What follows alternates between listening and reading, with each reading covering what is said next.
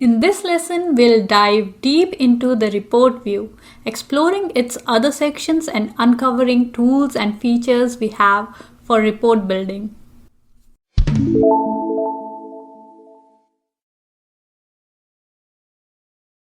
Next up on the ribbon is the Insert tab. It is where you go to add new elements to your report, whether it's visuals, buttons, images, or custom shapes. This is your creative toolkit. Next, the Modeling tab. Here you can create calculated columns, measures, and set up relationships between your data tables. Then we have got the View tab. It's all about presentation. You can adjust the theme of your report, change the layout, etc. Basically, it's the design center of Power BI. The Optimize tab is your performance booster and helps you optimize visuals and queries to keep everything running smoothly.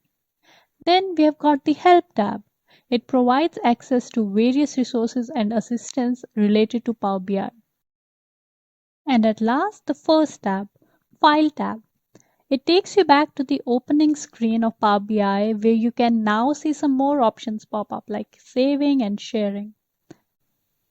Okay, let's head back to the report view.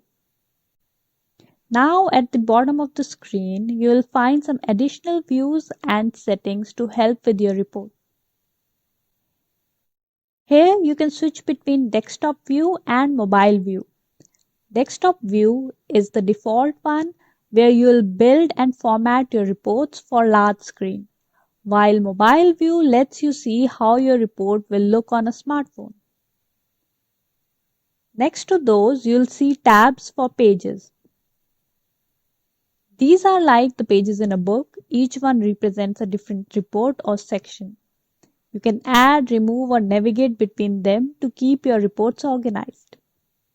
And now moving to the right of the screen, we have got 3 key panes that can be expanded or collapsed. First up, let's look at the filter pane. This is where you control what data appears in your visuals. You can set filters to narrow down your data. As we dive into the next few modules and start using these tools, everything will start to click. You'll get the hang of it in no time. Next is the visualization pane. This is essentially where you pick the kind of chart or visual you want to use. Bar chart, line chart, map, you name it, it's all here. And just beside that is the data or field pane, which shows table and column names for the data we just loaded. You can click on this drop-down like icon to look at the column names. So that is our expand collapse pane section.